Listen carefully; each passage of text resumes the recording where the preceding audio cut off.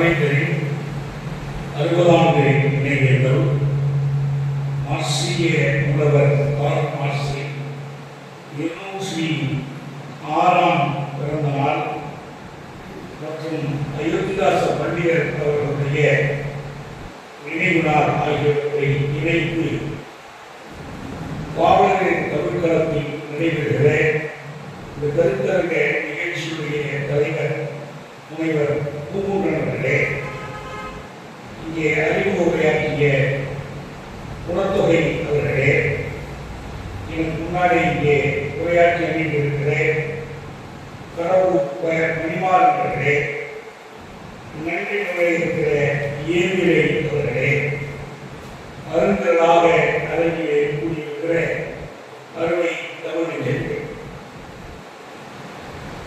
இங்கே 3 ஆளுமைகளை பற்றி மார்க்சின் பிறந்த நாள், பாவேந்தரின் நினைவு நாள், அயோத்திதாசரின் நினைவு நாள் என்று இவை குறித்து இந்த நிகழ்ச்சி நடைபெறுகிறது.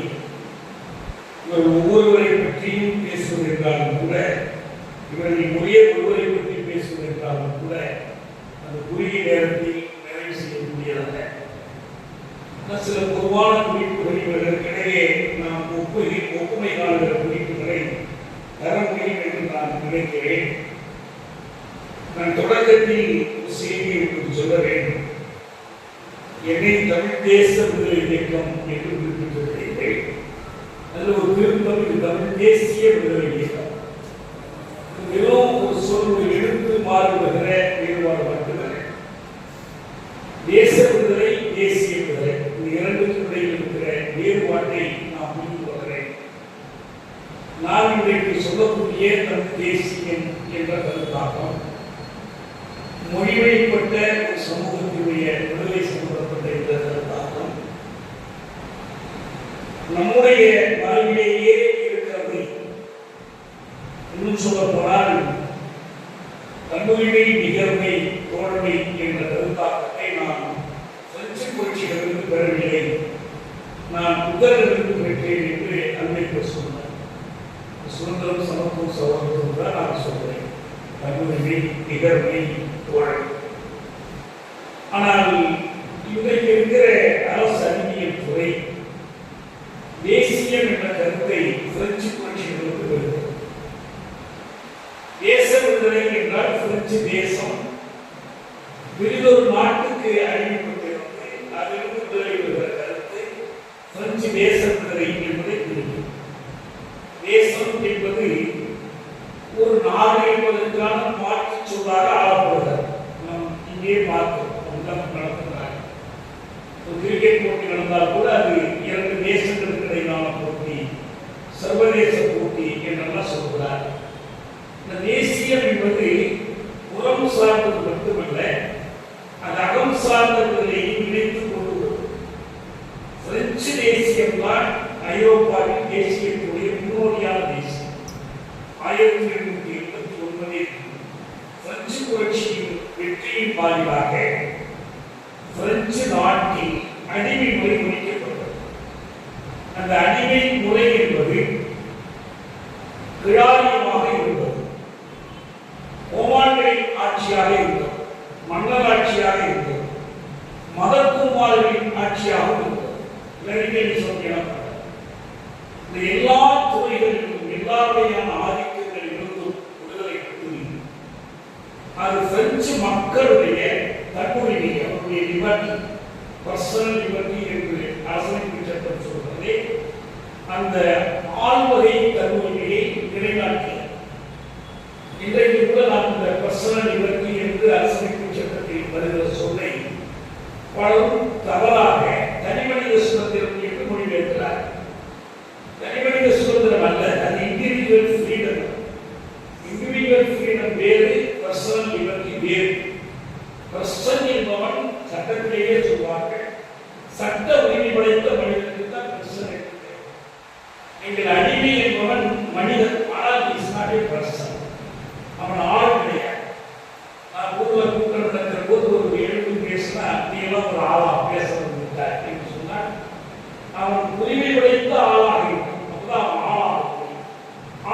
சொல். தமிழிலே நமக்கு கிடைத்திருக்கிற அருமையான சொல். அதுதான் பர்சனாலிட்டியை ஆளுமை என்று நாம் குறிப்பிடுவோம்.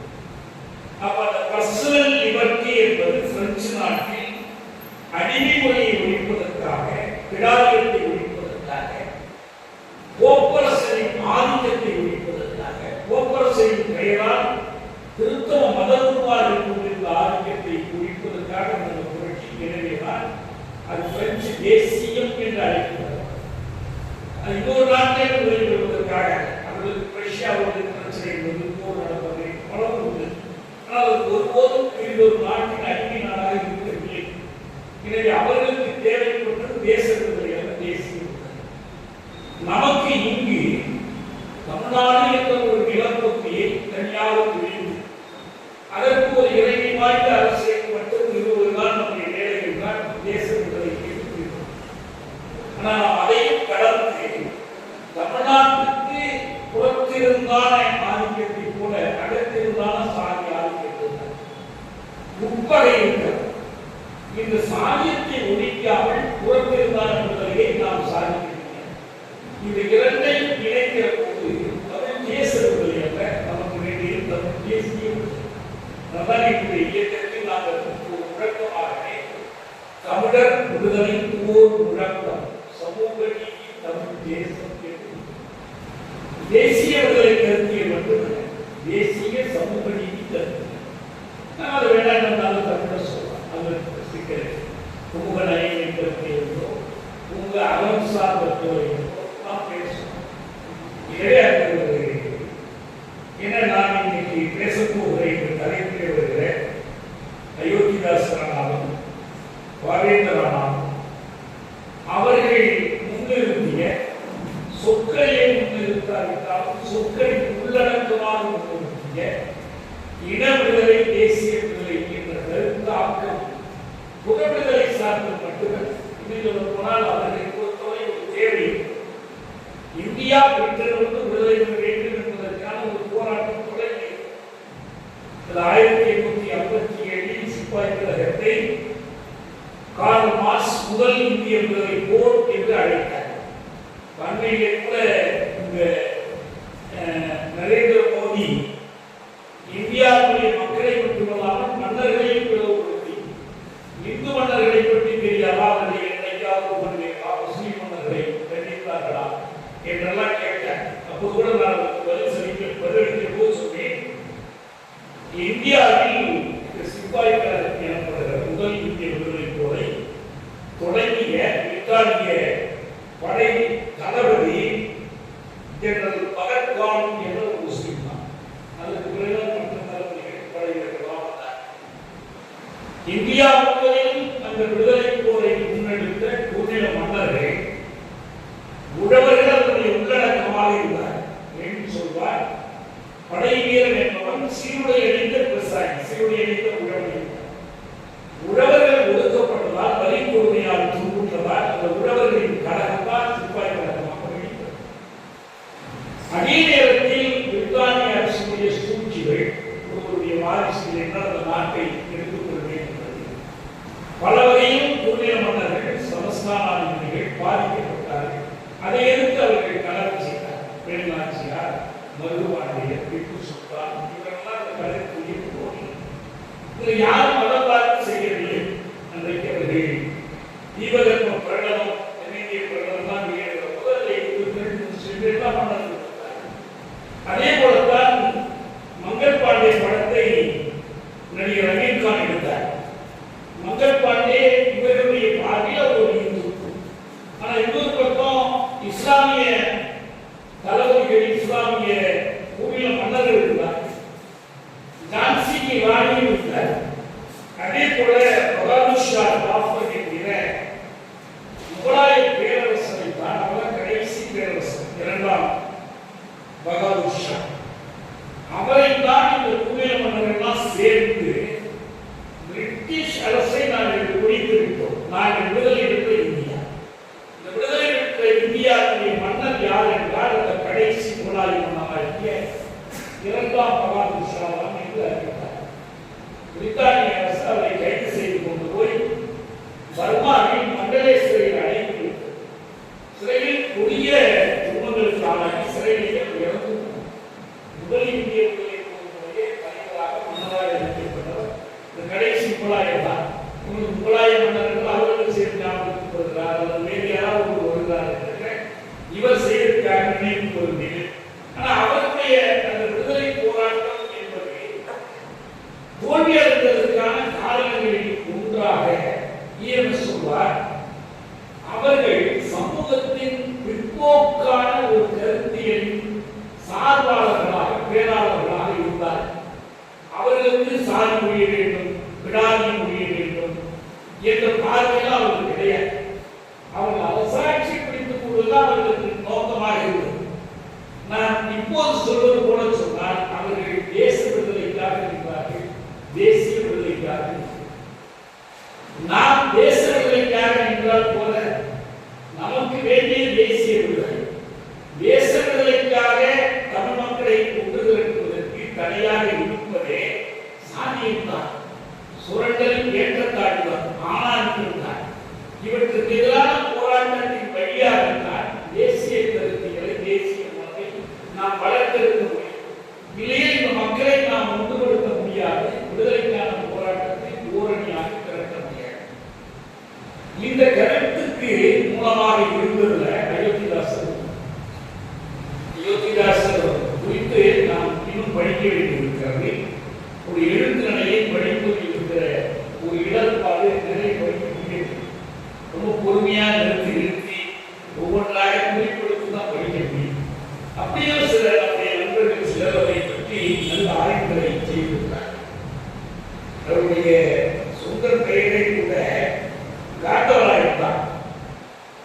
நான் இந்த பிறந்த நாள் பற்றி குறிப்பிடுகிற போது சொல்ல நினைக்கிறேன்.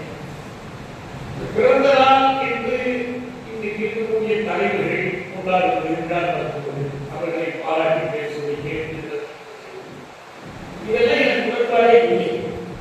இதை அநாகரிகமாக அறிவுறுத்தத்தக்கதாக நடிகை கேட்பது உண்டு. இந்த தலைவர் பிறந்த ஒன்றுதான் சாதனையா, வேறு எதுவும் சாதிக்க கிடையாது. அவர் ஒரு பட்டம் வாங்கிட்டால் அந்த நாளை கொண்டாடுது, அவர் ஒரு பதவி ஏற்றிருந்தால் அந்த நாளை கொண்டாடுது. இது பிறந்ததில் என்ன சாதனை இருக்கு? பிறந்தது அவருடைய பெற்றோருக்கு தான் சாதனை, நமக்கு ஒரு சாதனை. பிறந்ததே ஒரு சாதனையாக இருக்க முடியும்.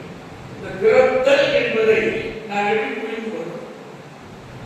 ஒரு அருமையான நூல் ஒரு மார்க்ஸை பற்றி ஒரு நூல் இருக்கிறது, பர்த் ஆஃப் எ ஜீனியஸ் என்று தமிழிலே இருக்கிறது. நல்ல மொழியே பர்த் ஆஃப் எ ஜீனியஸ் என்று எழுதியவர் சோவியத் ஆசிரியர் ஹென்ரிக் வோல்கோவ் என்று.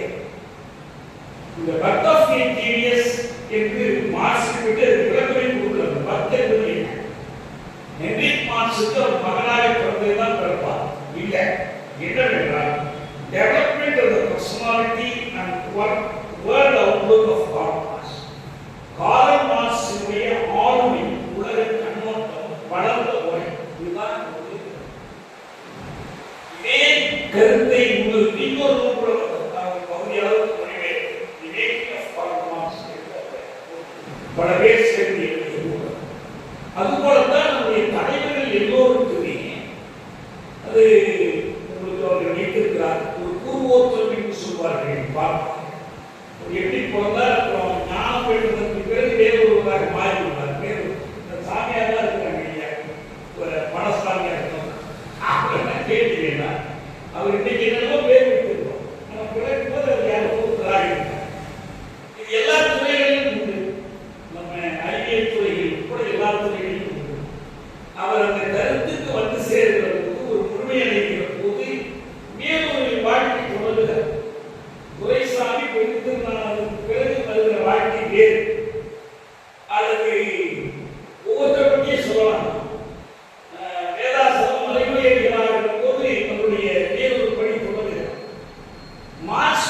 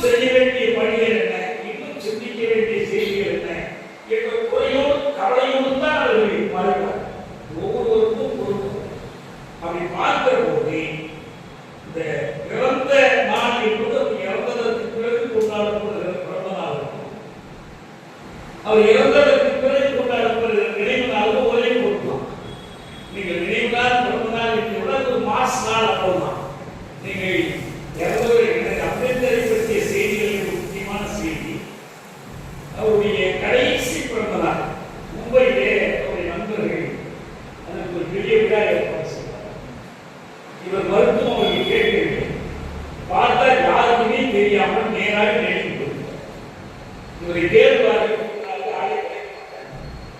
ஒரு நாள் கொண்டாடுவது பற்றி அவர்கள் அவ்வளவு. ஆனால் இன்றைக்கு கொண்டாடுவது வேறு, அன்றைக்கு கொண்டாடுவது வேறு. உயிரோடு இருப்பவர்களுக்கு பிறந்த நாள் கொண்டாடுவது வீட்டில் செய்யலாம். அந்த வீட்டில் ஒரு மகிழ்ச்சி, குடும்ப மகிழ்ச்சி. ஆனால் ஒரு பொது நிகழ்ச்சியாக பொது வாழ்க்கையில் இருப்பவர்கள் கொண்டாடக்கூடாது என்றுதான் நான் நினைத்தேன். அதை வைத்துக் கொண்டு ஒரு அதுவும் பிறந்தநாள் கொண்டாடுகிறதுக்கெல்லாம் கணக்கு வழங்கே இல்லை. 5 பேரையும் வளர்க்கிற போது கையில் தந்த காப்பு மைனன்சி வண்ணன் சுவரொட்டி ஓரத்தில் தலைவர் சின்னதாக போட்டு கொடுக்குறாங்க. இது செலவு தான் யார் வேணாலும் கொண்டாடி கொடுக்குறாங்க. அதெல்லாம் தேவையற்றது. அந்த முறையில் நான் இவருடைய உருவாக்க பேசுகிற போது பாவலர்களை பற்றி நான் ஏற்கனவே அந்த பாடல்களில் ஒரு தொடர்பை ஒன்று எழுத தொடங்கினேன். கற்பூர சொற்பு என்று ஒரு தலைப்பு. பாடுவதற்கு கற்பூர சொற்பு என்று பாரதியாரை பற்றி பாரதியார் பாரதியார் தமிழ் பெற்றதும் தமிழால் பாரதி பெற்றதும். பாரதி உள்ளம் என்ற கவிதை மிக முக்கியமான ஒரு கவிதை. பாரதியை கூறுவதற்காக என்ன சொல்கிறார், அது வேறு.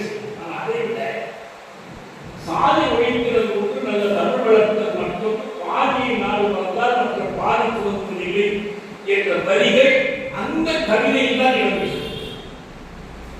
இதுதான் தமிழ் தேசிய விடுதலையுடைய சாரமான செய்தி. சாதி ஒழிப்பதில் இல்லாமல் குடி வளர்த்தல் அல்ல தேசியம். இது ரெண்டும் ஒன்றுக்கு ஒன்று துணை செய்கிறது. இதற்கு மொழி பயன்பட வேண்டும். நேற்று தினம் புதுவையிலே கவிஞர் தமிழ் மொழி கல்வி மற்றும் சார்பான நிகழ்ச்சியை தமிழ் மொழியை இந்த அளவுக்கு அவர் வாழ்ந்தக்கூடிய நினைவு இளைஞர்கள் அவருக்காக ஒரு மாறுபோர் வகுப்புகள் நடத்துவது. நேற்று மேலாண் நிகழ்ச்சி அவர் பேரால் இன்று நடத்துவதாக இருந்தார்கள். இங்கு நான் வர வேண்டியிருந்ததால் அவர்கள் ஒரு நாள் நடத்தினார். தமிழ் மொழியை புதுவை இவருக்கு பாவேந்தர் கருப்புயில் என்றால் செங்குடி, கருப்பியில் ஊற்றி பொறித்த செங்குடி அவங்க வளர்ந்தவர். அவருடைய பாடல்கள், அவருடைய எழுத்துக்கள் இன்றைக்கும் பயன்படக்கூடியது. இளைஞர்கள் அதிகமாக கலந்து கொள்ளவில்லை என்று நாம் கவலைப்படுவதில்லை. இளைஞர்கள் நாம் அவர்களை எப்படி கொண்டு சேர்க்க வேண்டுமோ இப்படி கொண்டு சேர்க்கவில்லை என்று நமக்கு நாமே தான் குறை சொல்லிக் கொள்ள வேண்டியவர்களாக இருக்கிறோம். நமக்கு தொடர்பு இருக்கிற கல்லூரி மாணவர்கள் மற்றவர்களை அழைத்து வந்து அவர்களை பேச வச்சு பேச்சு போட்டி நடத்தி கட்டுரை போட்டி நடத்தி நான் பேசி அவர்கள் கேட்பதில்லை, அவர்களை பேச வைத்து நான் கேட்பது, இப்படி பல வழிகளிலும் இதை நாம் செய்ய முடியும். அப்படி செய்ய வேண்டிய தேவை நம்முடைய தமிழ் சமூகத்திற்கு இருக்கிறது என்பதை உணர்ந்து கொள்வதுதான் முக்கியம். இந்த சமூகத்திற்கு தேவை என்றால் ஒரு அழகியல் சுவைக்காக நாம் யாரும் கொண்டாட வேண்டிய தேவையில்லை, யாரும் பற்றி நாம் பேசிக் கொண்டிருக்க வேண்டிய தேவையில்லை. அப்படி பார்க்கிற போது கனக சுப்புரத்தினமாக பிறந்த பாடல்களை பற்றி நாம் பேசவில்லை. கனக சுப்புரத்தினம் எப்படி பாரதிதாசனாக உருக்கொண்டார், அப்படி உருக்கொள்வது என புதுவையில் நடந்த கொட்டடி வாத்தியார் வேலுடைய திருமண நிகழ்ச்சியில் பாரதியார் பாரதிதாசன் ஒருவரையோடு யாரும் தெரியாமல் உட்கார்ந்திருக்கிற ஒரு நேரத்தில் அவர் வேலு வாத்தியார் சொல்லுவார், சுப்புரத்தினம் நீ ஒரு பாட்டு பாடு என்று பாடும்போது வீர சுதந்திரம் கேட்டிருக்கிறார். வேறுக்கு கொண்டிருந்தோ ஆளுநருக்கு ஆசை கொண்டோ தன்னின் அறிவை செலுத்துவதோ என்ற பாட்டை பாரதியார் ஓங்கி பாடுகிறார்.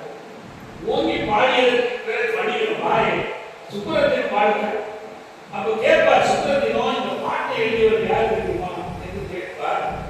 அப்போது இவர் சொல்லியே தெரியாது, பாரதியார் எழுதிய பாட்டு தானே. பாரதியார் எழுதிய பாட்டு சரி, இந்த உட்கார்ந்து இருக்கிறாரே இந்த மியூசிக்காரர்கள் நம்ம அதிகாரம் நமக்கு தெரியுமா? அவர் அப்போது பாரதியாருக்கு ஒரு பேர் வைத்திருந்தார். என்ன பெயர் என்றால் அவர் ரவிகர்மா பரமசிவம். ரவிகர்மா வரைந்த படத்தில் நான் முதன்முதலாக பரமசிவனுக்கு மீசை போட்டு வரைந்திருந்தார். ஏன்னா அதுவரைக்கும் பரமசிவனுக்கு யாரும் மீசை வைத்தே வரைந்ததில்லை. இவர் தெருவிலே போகிறவர்கள் போது அவர் ஒரு துணை பேர் சுற்றுகிறார். இவர் பரமசிவன் கூட இருக்கிறார் மீசை பிடிக்கும். இவர் ரவிகர்மா இவர்தான் ஆவது என்று அப்படித்தான் அறிவு மாற. சுப்புரத்தினம் நீ எழுது என்று திரும்ப அவர் கொண்டு எழுத சொல்கிறார். இதை வைத்துக் கொண்டு இவர்தான் பாரதிதாசன் என்று வாதிடுகிறார். நான் கற்பூர எழுத தொடங்கிய புதிதில் பாரதிதாசன் ஒரு ஆய்வுகோள் எழுதி ஒரு தீசஸ் பாரதிதாசனுக்கு பாரதிதாசன் தமிழ் தேசிய தலைப்பாளர் என்று அதை எழுதி இது எழுதியதற்கு பிறகு செம்மலரில் கே. முத்தையா பாரதிதாசனுக்கு ஒரு கட்டுரை அந்த கட்டுரையில் அவர் பாரதிதாசன் இடையிலே கொஞ்ச காலம் பிரிவினை சக்திகளை மயக்கி திராவிடமெல்லாம் பேசிக்கொண்டே தவிர அவர் இந்திய தேசிய பாவலராக விளங்கினார் என்று எழுதினார் கே. முத்தையா செம்மலரில் எழுதினார். இதை மறுத்து நான் ஒரு நீண்ட கடிதம் ஒரு கட்டுரையாக எழுதி செம்மலரில் வெளியிட வேண்டும் வெளியிட முடியாது என்று அவர்கள் சொல்லிவிட்டார். அப்ப நம்ம தோழர் வைகரை நடத்தி போட்டு பாலம் நிகழ்ச்சி நான் எழுதியது மட்டுமல்ல, பாவேந்தரை எப்படி நாம் நியமிக்க வேண்டும் நம்முடைய பேராசிரியர் இளவரசர் நிறைய பாவேந்தரை பற்றி அவரோடு நாம் உரையாடி அவர் பாவேந்தரை இந்திய தேசிய கருத்துக்கள் என்று ஒரு புத்தகம் எழுதியிருக்கார். நான் அவரிடம் சொன்னேன், நீங்கள் எதற்காக இதை போய் இங்கே அடுத்த பொருத்தி எழுதுகிறீர்கள்? அவரிடம் இந்திய தேசிய பாவலரா இல்லை இதையும் அவர் பேசியிருக்கிறார் என்று சொல்ல வேண்டிய தேவை என்று சொன்னார். இதை கேட்டது போல கட்டுரை வந்தது. நான் ஒரு முடிவெடுத்தேன், பாவேந்தரோடு பழகிய நல்ல ஒரு பொதுமை அறிஞர்களுக்கு இதை பற்றி நாம் தெரிந்து கொள்ள வேண்டும், அதை பதிவு செய்ய வேண்டும் என்று புதுவைக்கு சென்று மக்கள் தலைவர் ராஷ்டிரியா அவர்களை நான் சந்தித்தேன். அந்த நேரம் அவர் புற்றுநோய் ராஜபுற்று நோயினால் பாதிக்கப்பட்டு ரொம்ப மோசமான நிலையில் இருந்தார். இதை பற்றியெல்லாம் கவலைப்படாமல் 2-3 நேரத்திற்கு மேல் என்னோடு நேர்காணலில் உட்கார்ந்து எல்லாத்தையும் பேசினார். யாரும் பாரதிதாசன் இந்திய தேசிய யார் அதெல்லாம் கிடையாது, அவர்தான் தமிழ் தேசியத்தின் தலை சிறந்த என்று சுப்பையா சொன்னார். ஏன்னா இவருக்கு பாவேந்தருக்கும் பொதுவெளிக்கு என்ன தொடர்பு என்று சில காலத்தில் கேட்க ஆரம்பித்தார். பாவேந்தர் தான் பொதுவை நோக்கி செல்கின்ற இந்த மையம் என்றே எழுதியுள்ளார். பொது உதவி என்று கூட சொல்கிறேன். அன்னையிலே நான் கம்யூனிசத்தை பொது உதவி என்று சொல்வதா பொதுவை என்று சொல்வதா என்று விவாதம் வந்தபோது பொதுவைதான் சரி என்பதற்கு நான் இந்த வழியை தான் எடுத்துக்காட்டேன். அவர் எவ்வளவு தூரம் திட்டமிட்டு செய்தாரோ இல்லை. ஏனென்றால் மார்க்சின் சிந்தனை என்பது உதவி தொடர்பான மட்டுமல்ல, ஒரு சமூகத்தில் பொருளியல் அடித்தளம் என்று ஒன்று இருக்கிறது. இந்த பொருளியல் அடித்தளம் என்பது ஆக்கப்பொறிகளை உடனே தொடர்பாக உதவி தொடர்பாக அது தனி உடைமையா சமூக உடைமையா சோசியலிசம் என்றால் அது சமூக உடைமை சம்பந்தம். அது ஒரு social ownership of the means of production. Means of production ஆக்கப்பொறி உற்பத்தி சாதனங்கள். அந்த ஆக்கப்பொறிகளுடைய தூர உடைமை, இந்த தூர உடைமையை அடிப்படையாக கொண்ட ஒரு கருத்துதான் சோசியலிசம். கேபிட்டலிசம் என்பது ஆக்கப்பொறிகளின் தனி உடைமையாகும். அந்த ஆக்கப்பொறிகளின் விளைவு என்ற தனி உடைமையாகும். ஆனால் அந்த ஆக்கம் என்பது நம்முடைய சமூக பொருளாக்கம் என்பது சமூகத்துடையதாக அடிப்படை தொடர்பாக இதை மாற்றி சமூக உற்பத்தி சமூக உடைமை இதான். ஆனால் இது அதனுடைய அடிப்படை மட்டும்தான். மார்க்ஸ் என்ன சொல்வார், அவருடைய ஆர்வமான எழுத்துக்களிலேயே சொல்வார், இந்த முதலியல் விமுகம் தான் சொல்வார், தொழிலாளர்களை வெறும் ஒரு எந்திரத்தின் ஒரு பகுதியாக மாற்றி அவருடைய ஆன்ம விடுதலைக்கான வெளியை பறித்துக் கொள்வது என்று சொல்வார். என்ன ஆன்ம விடுதலை? எது பொருள் சாராது இருக்கிற ஒரு மகிழ்ச்சி, பணம் இருந்தால் மகிழ்ச்சி, உணவு இருந்தால் மகிழ்ச்சி, இது அல்லாத ஒரு மகிழ்ச்சி எங்கே இருக்கிறது? பாட்டை கேட்கும் போது ஒரு மகிழ்ச்சி, ஒரு உரையை கேட்கும் போது ஒரு மகிழ்ச்சி, ஒரு கொடுமையை எதிர்த்து போராடுகிற களத்தை நிற்கும் போது கிடைக்கிற ஒரு உயர்ந்த மகிழ்ச்சி. இதுதான் ஆன்ம மகிழ்ச்சி, இதுதான் ஆன்ம விடுதலை. மனித விடுதலை என்ற அந்த நோக்கம் தான் மார்க்சியத்துக்கு அடிப்படையான ஒன்று. இதை இந்த பொது உடைமை என்று உடைமை சம்பந்தப்பட்டதாக சுருக்குவது இருக்கிறது. அதனால நம்ம திருப்பி கேட்கிறாங்க, மோடி கேட்கிற மாதிரி 2 மாதம் ஒரு மாற்றம் சொல்லுவாங்க. அல்லது மார்க்ஸ் அறிஞருடைய காலத்திலேயே ஒரு பதில்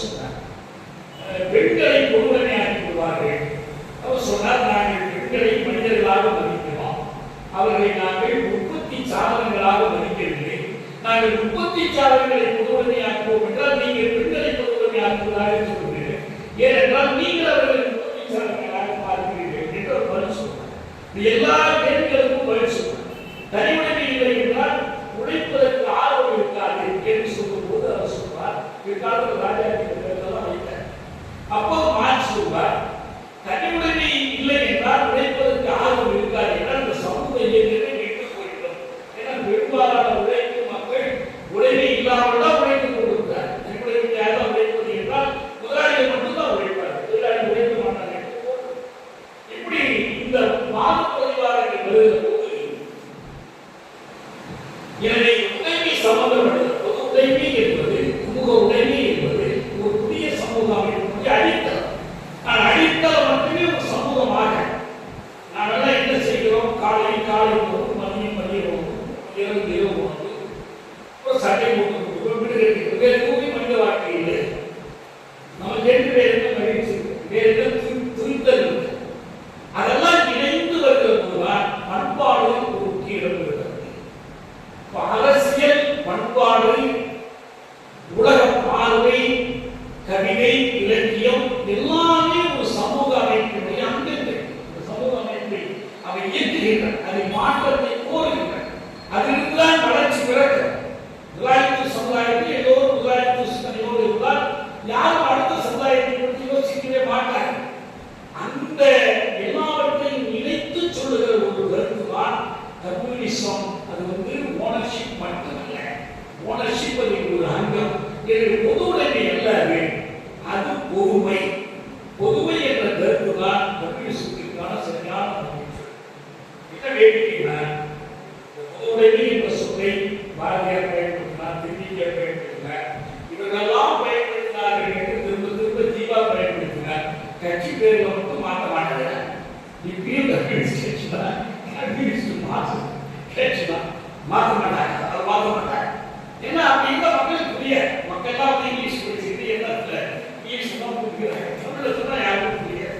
ஆனா பாரதியார் தெரிவிக்கா இதெல்லாம் கவலைப்படாத பாரதியார் அதெல்லாம் அப்படி ஒரு பாரதியுடைய சிந்தனை ஒரு சார்ந்து அடுத்த மொழி குறித்து பாரதியுடைய பார்வை என்பது மிக அடிப்படையான இந்த தமிழ் குறித்து அவர் பாடிய தமிழ் பாரதியாருடைய ஒரு பாட்டு, சூடுகளை நீங்க தமிழ் மொழி போங்க துவங்குகிறீங்க. அதனுடைய ஆழமான உட்பொருளை தேடி சென்று பார்த்தால் பாடம் வளர்ந்த அனைத்து வளர்ச்சியும் வளர்க்கிறாங்க. ஒரு தமிழின் சிறப்பை முழுமையாக சொல்லுகிற ஒரு சூழ்கனி நீங்க சூழ்கனி என்பதை அவருடைய மொழி கனியும் விருதையும் எளிதமாகும் என்பது வைதிக நம்பிக்கைகளை கொண்டு வந்து சமூக அறிவியலுக்கு பேராக சொல்லுது. அது மேல ஒண்ணு விருதையும் எளிதமாகும், விருதையும் எல்லாருக்கும் நல்ல யுகமாக இருக்கும், எல்லாருக்கும் நல்வாழ்வு இருக்கும். இது கனியுகமாக இருக்கிறது. கலியுகத்தில் கேடுகள் படித்திருக்கிறேன். நாம் சுரண்டல் படித்திருக்கிறது, அடிமைத்தனம் படித்திருக்கிறது. இந்த கலியுகம் மாறி விருதையுகம் வருவது என்பது 30 கோடி சனங்களுக்கும் உண்மையான பொருளை அதுதான் விருதையுகத்துக்கு கொடுக்கிற விளக்கம். எனவே இந்த சமூகம் எப்படி இருக்கிறது என்றால் களி சூழ்ந்து இருக்கிறது, தீமைகள் சூழ்ந்த சமூகமாக இருக்கிறது. இந்த தீமைகள் ஒழிந்து அது ஒழிக்க வேண்டும் என்றால் அதற்கு தமிழ் மொழி ஓங்க வேண்டும். தமிழ் மொழி தனித்து ஓங்குவதல்ல, சூழ்நிலை நீங்க தமிழ் மொழி ஓங்கணும். சூழ்நிலையும் நீங்க வேண்டும், தமிழ் மொழியும் நீங்க வேண்டும். சூழ்நிலை நீங்க வேண்டும் என்றால் தமிழ் மொழி ஓங்க வேண்டும். தமிழ் மொழி ஓங்காமல் சூழ்நிலை நீங்க இத்தனை பொருளும் அந்த ஒரு முதல் வாக்கியம் பாவேந்தர் தமிழ்தாய் பாடுகிற தமிழுக்கும் அவங்களுக்கு அந்த தமிழர்கள் உயிருக்கு இந்த உயிர் என்ற கருத்தை நீங்கள் அறிவியல் நோக்கில் அறிவினால் முதலாக நமக்கு பௌத்தறிவு சிந்தனைகள், இறைவருக்கு சிந்தனைகள் நுழைவுகிற காலத்தில் எனக்கு இருந்த ஒரு பெரிய சந்தேகம், உயிர் சூழல் அம்மா சொல்ற கதையில அது ஒரு கீழ் இருக்கு. அதை போய் சித்திரத்தினால எடுக்க முடியல. ஒரு உயிர் போய் ஒருத்தர் பிடிச்சிட்டு போனாங்க. அங்க வந்து அவனுக்கு அவுத்திகரை அவுச்சு கொடுத்தாங்க. இப்படிலாம் சொல்லிட்டு இருப்பாங்க. அப்ப உயிருக்கு ஏதோ ஒன்று தனியா இருக்கு. உணவல்லாத ஒரு உயிர். எனக்கு முதல்ல இந்திய ஆசாரிடம் கேட்டேன். இந்த உயிர் நாய் சொல்றாங்க எங்க எங்க போய் அது என்னமா? அவர் சொன்னாரு, நீங்கள் மிதிவண்டி ஓட்டி வந்தீர்கள், அதை நிறுத்தி விட்டு வெளியே வந்தீர்கள். நிறுத்திய போது மிதிவண்டியிலிருந்து ஏதாவது வெளியே போனதா ஓடி போனது அவ்வளவுதான். இயக்கம், உயிர் இயக்கம். உயிர் என்பது பல இயக்கங்கள் சேர்ந்தது. உடல்ல பல இயக்கங்கள் நிகழ்வு.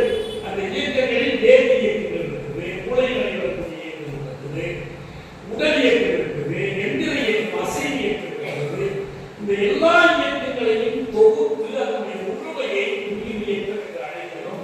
இந்த இயக்கம் நீண்டு போவதுதான் உயிர் போவது என்று சொல்லுவோம். அது வேற ஒரு தனியாக போவதில்லை. இந்த உயிர் ஒரு சமூகத்தில் எப்படி இயங்குகிறது, எதை அடிப்படையாக எதை ஊடகமாக கொண்டு இயங்குகிறது. மொழிக்கு பல விதமாக விளக்கம் கொடுத்தாங்க. இன்னைக்கும் பெரிய அறிவியலாளர்கள் என்று சொல்லி மொழிக்கு என்ன விளக்கம் கொடுப்பாங்கன்னா, அது கருத்துக்களை வெளியிடுகிற ஊடகம். இது வந்து ஒரு எண்ணங்களை வெளிப்படுத்துகிற ஊடகம். நீங்க சொல்றது எங்க புரியணும், நான் சொல்றது அது ஒரு மொழிகிற கருவி தேவைப்படும். அதுக்கு பதில் வேற ஒரு கருவி இருந்தா என்ன சொல்றது? நம்ம தமிழ் ஒரு தமிழ்ல கற்றுக்கோம், அறிவியல் ஒரு ஆங்கிலத்தில் கற்றுக்கோம். இதுல தப்பு கேள்வி உண்மையில் இந்த கருத்துக்கள் நீங்கள் வெளிப்படுத்துங்க. நீங்க வெளியிடுகிற இந்த கருத்துக்கள் உங்களுக்கு எங்கிருந்து கிடைக்க? நீங்க படிக்கிற புத்தகத்தில் எழுதுங்க. நீங்க படிக்கிற புத்தகத்தை எழுதியவர் அவருக்கு இந்த கருத்துக்கள் எங்கிருந்து கிடைக்க? ஒரு இயற்கை அறிவியல் ஒரு புத்தகம் எழுதுகிறாரு என்று சொன்னால் அவர் இயற்கையை ஆய்வு செய்யும். துறைதோறும் பயிர் தனக்கும் கிடைத்திருக்கிற அறிவை அடித்தளமாக புதியவற்றை இந்த தன்னை சூழ்ந்திருக்கிற இயற்கை அதேபோல ஒரு சமூக அறிவியல் மாசு கிடைக்கிறது. அதை சுற்றி பணி செய்கிறவர்கள், அதை சுற்றி இயங்குகிற சமூகம் நேர்முகமாகவும் சுற்றறியாகவும் அவற்றை கற்று அவற்றிலிருந்து ஒரு புதிய சிந்தனையை அவர் தோன்றுகிறார். அதுக்கு முன்னால் என்ன இருக்கிறது? புலனறிவு இருக்கிறது. புலனறிவு இல்லாமல் நேரடியாக படைப்பறிவு வர. புலனறிவும் பகுத்தறிவும் படைப்பறிவும் வர வேண்டும். இந்த படைப்பை சோதித்தறிகிற போது அது அறிவியல் அறிவியாது. எல்லாம் சேர்ந்ததுதான் இந்த சிக்ஸ்த் சென்ஸ் எனப்படுகிற. இது எல்லாத்துக்கும் என்ன அடிப்படையாக இருக்கிறது? ஒருவரை கொண்டு போய் ஒரு இருட்டறைக்குள்ளே பூட்டி வைத்து விடுகிற போராட்ட காலத்தில் அவர் என்ன அறிவோடு ஏன் எங்கிருந்து அவர் துண்டிக்கப்பட்டார்? நீங்கள் வீட்டில் தாய்தந்தையிலிருந்து எல்லா அறிவும் கிடைத்து வருகின்றனர். பள்ளிக்கூடத்திற்கு அனுப்பாமல் ஏன் பள்ளிக்கூடத்தில் அனுப்புகிறோம்? மற்ற குழந்தையோடு பழகும், மற்ற ஆசிரியர்களோடு பழகும். இந்த உங்களை சூழ்ந்து இருக்கிற சமூகத்தையும் இயற்கையையும் எந்த மொழி வாயிலாக நீங்கள் தெரிந்து கொள்கிறீர்களோ அந்த மொழிதான் உங்களுக்கான மொழியாக. ஒரு குழந்தைக்கு தாய் இறந்து போய்விட்டது, தாய்மொழி இல்லாமல் போய்விடுவதில்லை. அது எந்த மொழி? அது தாய் சமூகத்தினுடைய மொழியாக. தாய்மொழி இடத்தில் யார் வளர்க்கிறார்களோ, தந்தை வளர்த்தாலும் சரி, ஒரு உதவியாளர் வளர்த்தாலும் சரி, அது அவங்களுடைய அறிவு. இந்த மொழிதான் என்னவா இருக்குன்னா சமூக இயக்கத்தின் ஊடகம். Language is a medium of social living. சமூக வாழ்க்கை ஊடகம் தான் மொழி. நீங்கள் தமிழ் சமூகத்தில் தமிழ்தான் அந்த ஊடகமாக இருக்க முடியும்.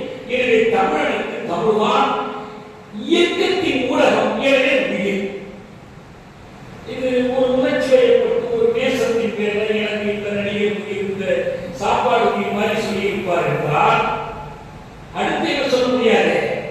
சமூகத்தின் விளைவுக்கு நீர் என்ற வார்த்தை சொல்லுவோம். இந்த சமூகம் பலவற்றை தோற்றுவிக்கிறது, சமூகம் விளைவிக்கிறது, பொருட்களை படைக்கிறது, செல்வங்களை படைக்கிறது, அறிவை படைக்கிறது, கலையை படைக்கிறது. எல்லா படைக்கும் எதை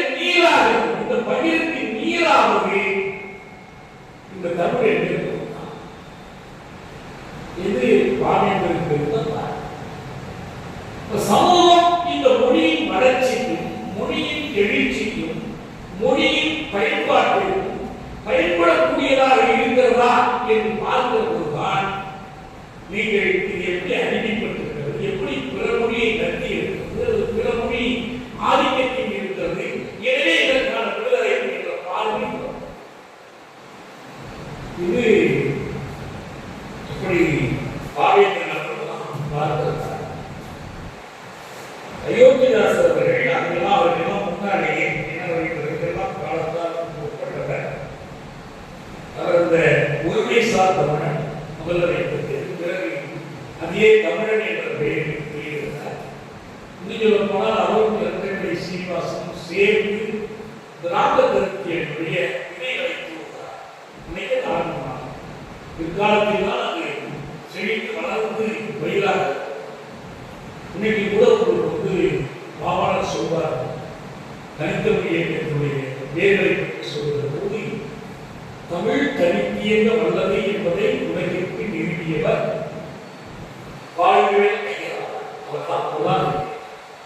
அதுதான் தனித்தமிழ் சொல்ல போனால் நம்ம இன்னொருத்தர் சொல்லணும்.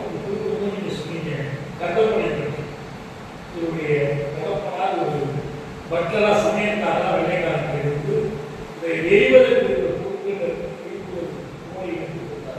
இந்த கண்டப்படத்தை யாரும் கொடுத்தாரு? எல்லீஸ் கொடுத்தார். எல்லீஸ் வந்து இன்னைக்கும் மதுரையில் எல்லீஸ் நகர். ஆனா எல்லீஸ் பெயரை எழுதும் போது எல்லீசன் என்று எழுதினார். அது தமிழ் மொழியோடு இருக்க வேண்டும். இவங்க வந்து ரமேஷ் முகேஷ் எல்லாம் பேர் வச்சிருக்கும் போது அது தன் பெயரை எல்லீசன் என்று எழுதினார். இன்னைக்கு அவர் காலங்களுக்கு ஒரு முன்னோடி. அவர் ஒரு பன்மொழி ஆராய்ச்சி செய்கிறார், குறிப்பாக தெலுங்கு மொழியில் நல்ல பேச்சு. அப்ப இந்த மொழிகளில் வரக்கூடிய சில அடிப்படை சொற்கள், உறவு பெயர்கள், இந்த உறவு பெயர்களை ஆய்வு செய்து அவர் என்ன முடிவு பெறுகிறார் என்றால், இவை இந்த மொழிகளுக்கு மட்டுமே உரியவை, இவற்றில் வடமொழியில் எந்த சொல்லும் இல்லை, இவற்றுக்கு வடமொழியிலிருந்து இவை எடுக்கப்பட்டதற்கான சான்றே இல்லை என்று ஒரு எளிய முடிவு பெறுகிறார். தமிழ் தனித்தியங்கிறது தமிழ் போல தெலுங்கு மற்ற மொழிகள் தனித்தியங்கிறது. இந்த கருத்தை தான் ஆளுநர் மேல் வளர்த்திருக்கிறது. நம்ம திராவிட மொழி குடும்பம் என்று பெயர் இருந்தார். அதில் தான் பாவாணர் இது இந்த குடும்பத்துடைய திராவிட மொழி குடும்பத்துடைய தாயாகவும் வடமொழி குடும்பத்தின் மூலமாகவும் அது அயோத்திதாசன் பண்டிதர்களே அவருடைய சொந்த பேர் அவருடைய சுவை காத்தவர்கள் தனக்கு எல்லாவற்றையும் கற்றுத்தந்த ஒரு ஆசானின் பெயரை நற்பெயராக சூட்டிக் கொள்கிறார். இந்த முழுசையில் அயோத்திதாச பண்டிதர் என்பதே அவருடைய ஆசிரியருடைய பெயர் தான். இவர்கள் எல்லோருமே எதற்கு வழிகாட்டுகிறார்கள்? ஒரு விடுதலை வேண்டும், விடுதலை வேண்டும் என்று கேட்கிறே விடுதலை வேண்டும். அடிமைக்கு தானே விடுதலை. ஓ அப்படியா, நாங்கள் அடிமைகளாக இருக்கிறோம். எப்படி அடிமைகளாக இருக்கிறேன்? வெள்ளைக்காரன் அடிமைகளாக. வெள்ளைக்காரன் அடிமைகளாக எவ்வளவு காலமாக இருக்கும்? அது ஒரு 150 ஆண்டு 200 ஆண்டு அந்த காலத்திற்கு ஒரு காலத்தில் சொல்கிறார். ஆனால் நாங்கள் 1000 ஆண்டுகளாகவே அடிமைகளாக இருக்கிறோம். இதுதான் பெரியாரும் அம்பேத்கரும் கேள்வி. எனவே நாங்கள் விடுதலைக்காக போராடுவதை வேண்டாம் என்றெல்லாம் சொல்லவில்லை. ஆனால் விடுதலைக்கான போராட்டம் எங்களுக்கு முன்னாலே ஆரம்பித்து விட்டது.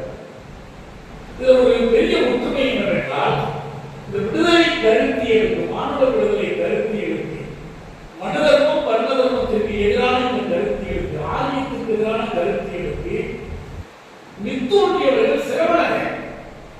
சிரவணர்கள் 4000 ஆண்டுகளுக்கு முன்னாலேயே இந்த சமூகத்தில் மன்னர்களின் பாதுகாப்பை பெற்று மனுதர்மத்தை வைத்து நடத்தி கொண்டிருந்த பார்ப்பனர்கள், மதகுமார்கள் இவர்களை எதிர்த்து போராடுவதற்கு வழி இல்லாமல் காடுகளுக்குள்ளே போய் கருத்தவம் கேட்க தொடங்கியவர்கள் சிறந்தனர். அவர்கள் காடுகளுக்குள்ளே போய் கருத்தவம் கேட்கிறது. ஒரு தீர்வு கிடைக்காதா, விடுதலை கிடைக்காதா, பட்டினி கிடந்து உடலை வருத்தி கொண்டு பல துன்பங்களை அறிவித்து புத்தருடைய ஆரம்ப காலம் இதுதான். அவரும் கௌதம சித்தாந்தமாக இதைத்தான் செய்ய முயல்கிறார். பிறகுதான் இதெல்லாம் பயனில்லை என்ற முடிவுக்கு வருகிறார். இந்த 3 பேர் இந்த சிரமங்களில் இருந்து விளைந்த 3 சமய வழிகாட்டுகள், புத்தர், சமணர்,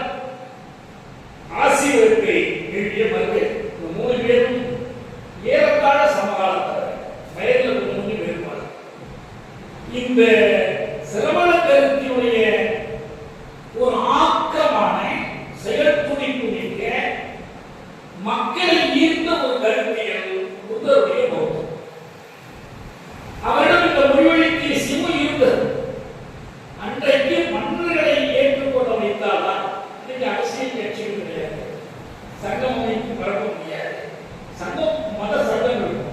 ஆனா அதை தாண்டி மக்களிடத்தில் இந்த செய்திகளை கொள்வதற்கு மன்னர்களை கொண்டுதான் அசோகன் ஒரு 300 ஆண்டுகள் கழித்து பேரரசன் அசோகன் விளைந்து அவன் பௌத்தத்தை இந்த நாட்டில் மட்டுமல்ல உலகிற்கு கொண்டு செல்ல தவறி இருந்தால் பௌத்தம் என்ன இருக்குமோ சொல்ல முடியாது.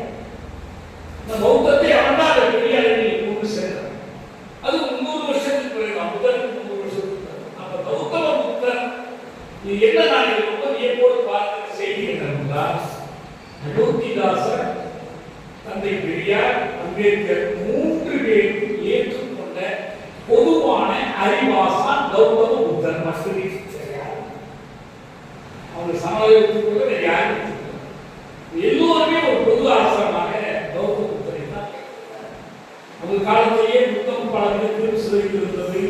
அதன் பெயரால் வேறு பல காரியங்கள் அம்பேத்கர் செய்த மிகப்பெரிய பங்களிப்பு புத்தரை நமக்கு மீட்டெடுத்து கொடுத்தார். அவர் வாழ்நாளில் வெளிவராத தம்மம் புத்தரும் அவர் தம்மம் என்பது அம்பேத்கர் கடைசியாக இருந்தது. அவர் காலத்தில் வெளிவரவில்லை, பிற்காலத்தில் தான் அது வெளிவந்தது. அதுல கௌதம புத்தரை பற்றிய பழைய கதைகளை எல்லாம் அவர் அடித்து கொடுக்கிறார். புத்தருடைய படி மலர்ச்சி எப்படி நான் முன்பே சொல்ல கூட எப்படி புத்தர் பிறந்தார் என்றால் சித்தாந்தனாக பிறப்பதல்ல, பௌத்தத்தின் ஆசானாக எப்படி பிறந்தார் என்பதையெல்லாம் விரிவாக எழுதிய ஒரு நூல். அது பிற்காலத்தில் தான் அது வெளியே நமக்கு கிடைக்கும். சில பேர் தர்மம் என்பது தர்மம் என்று தர்மம் அல்ல, தர்மம் என்பது வர்ண தர்மம். தர்மத்துக்கு எதிரானதான் தர்மம். புத்தருடைய தமிழ்ல சொன்னால் வல்லவருடைய அறம் தான் புத்தருடைய தர்மம். இவ்வளவு செய்திகளுக்கு இவர்கள் மூலவர்களாக கேட்டிருக்கிறார்கள். இந்த ஆய்வுகள் எல்லாம் இன்றைக்கு தேவை. இந்த ஒப்பாய்வுகள் என்பதை இருக்கக்கூடிய மொழி சிந்தனைகளை, இலக்கிய படைப்புகளை சமூகவியலோடு இணைத்து பார்க்கிற ஒரு பார்வை. ஷேக்ஸ்பியரையோ மற்ற இலக்கிய ஆசான்களையோ கெர்கேயையோ மற்றவர்களையோ மார்க்சுக்கு முன்னர் பல பேர் பார்த்துக் கொண்டிருந்தார்கள், பலவிதமாக சுவைத்துக் கொண்டிருந்தார்கள். மார்க்ஸ் 56 வயது வரை ஆங்கிலம் தெரியாது. ஜெர்மன் மொழியில் பெயர்க்கப்பட்ட ஷேக்ஸ்பியரை படிக்கிறார். அவருடைய குழந்தைகள் இந்தியாவில் வளர்கிற காரணத்தினால் அவர் ஷேக்ஸ்பியரை படிக்கிறார்.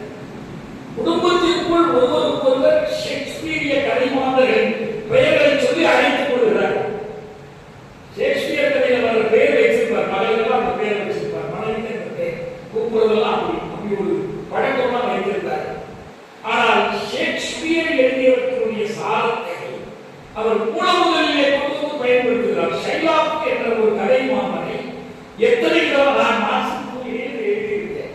ஷைலாக்கை எப்படி மார்க்ஸ் ஆண்டார் என்பதை பற்றி உலக இலக்கியங்களுடைய நான் கூட கடைசியாக முடிக்கும் சொல்லி செவ்வாந்த தமிழ் இலக்கியங்களையும் பயின்ற வாய்ப்பு மார்க்சுக்கு கிட்டி இருக்குமானால் எந்த அளவுக்கு அவருடைய இலக்கிய பார்வை, சமூக பார்வை விரிவடைந்திருக்கிறது, அது வாய்ப்பு.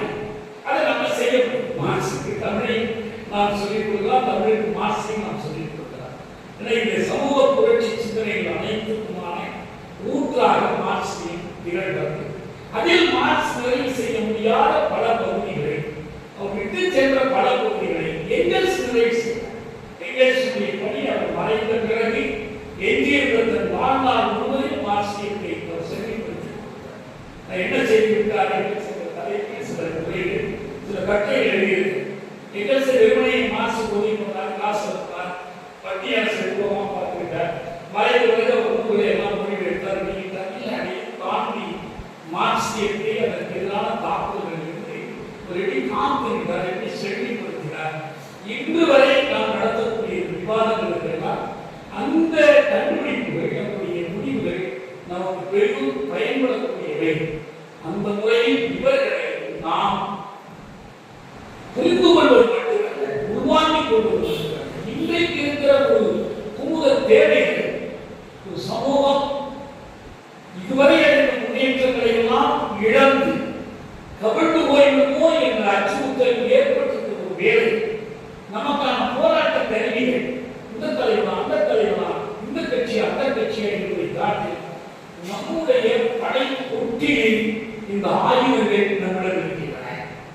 இந்த படை ஒட்டில் இருக்கிற ஆயுதங்களை நாம் எண்ணிக்கையில் வைத்துக் கொண்டிருப்பது அல்ல. இந்த ஆயுதங்களை எடுத்து வந்து இந்த போராட்ட களத்தில் நாம் பயன்படுத்த வேண்டும். அவர்களெல்லாம் பயன்படுத்தினார்கள் என்பதை அவருடைய வரலாறு அவர்கள் படைத்த இலக்கியங்களும் நமக்கு சுட்டியிருக்கின்றன. அதற்கான முயற்சிகளை நாம் மேற்கொள்ள வேண்டும். அந்த அடிப்படையில் ஒரு புதிய தமிழ் சமூகத்திற்கான போராட்டத்தில் இந்த கருவிகளை கையாளும் இந்த புதிய தமிழ் சமூகம் என்பது மாணவ வளர்ச்சியிலே ஒரு மிக முக்கியமான படிக்கலாக அமையும். எப்படி பாலத்தீன போராட்டம் என்பதை அவர்கள் மாறிடத்த போதும் நாயகருக்கு எதுவும் இல்லாமல் போன போதும் ஆயிரக்கணக்கான உயிர்களை இழந்த போதும் குழந்தைகள் பெண்களை இழந்த போதும் பாலத்தீன இலக்கியத்தை உயர்த்தி பிடிக்கிற சாய் போன்றவருடைய எழுத்துக்கள் பாலத்தீனர்களுக்கு நேரிட்ட அந்த மிகப்பெரிய துயரம் 48 நட்பாத்திரம். இந்த நட்பாத்திரத்தை பற்றி உலகம் அறிய அமெரிக்கா சொல்றது, இஸ்ரேல் சொல்றது, பிரிட்டன் சொல்றது, உலக திரைப்படங்களாக பாலத்தீனர்கள் ஏவியாக வாழ்ந்த பாலத்தீனர்கள் 5 திரைப்படங்கள் எடுத்தார்கள். பாலத்தீனம் வாழ்கிறது, நிலத்திலே வாழவில்லை, கடலிலே வாழவில்லை, இலக்கியங்களிலே வாழ்கிறது. நமக்கு நிச்சயப்படுத்த ஒரு நிலம் பெயர்ந்தாமல் இருக்கிறது. இந்த தமிழ் நிலத்தில் அந்த தமிழ் உயிரை காப்பதற்கான உயிர் இலக்கியங்கள் இவையெல்லாம் அவற்றுக்கு மாஸ்டர் அறிவியல் சிந்தனை நமக்கு பயன்படும். நன்றி.